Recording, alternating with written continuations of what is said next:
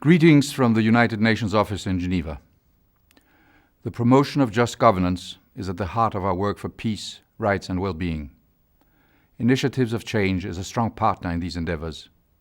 I have personally benefited from the inspiring exchanges at the annual co-conference, and I'm very pleased to be sending this message to you in India for your dialogue on just governance.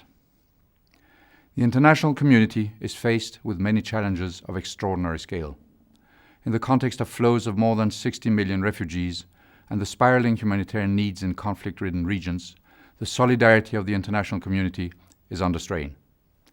The fragmentation of governance at the global but also at national and local levels continues to progress. The failure of our leaders and institutions to adequately address these trends is very worrying.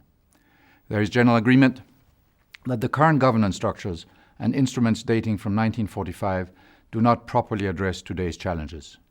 The Westphalian system with states as the exclusive actor in international relations is outdated and under great strain. Multi-stakeholder processes, with a variety of actors at all levels, down to individuals, have to be developed further. We see many encouraging signs that give reason for optimism. Let me give you an example. With around 7 billion mobile phones in the world today, and thanks to other technologies, people have direct access to information and are better informed than ever. This enables individuals to mobilize and challenge their governments when their most basic needs are not addressed properly. Technology will further enable different actors to be heard.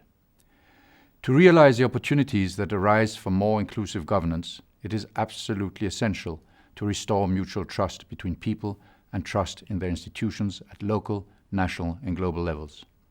The current trust deficit has to be overcome. For this to happen, justice and fairness need to be guiding principles. There is a risk that inappropriate groups with access to resources continue to fill the leadership vacuum caused by a lack of vision, the fragmentation of our governance systems, and rising income inequality. Whether this is to accumulate personal wealth and power or to spread extremist political views, it is all at the root of conflict that all too often turns violent. In response, a holistic approach to just governance is needed.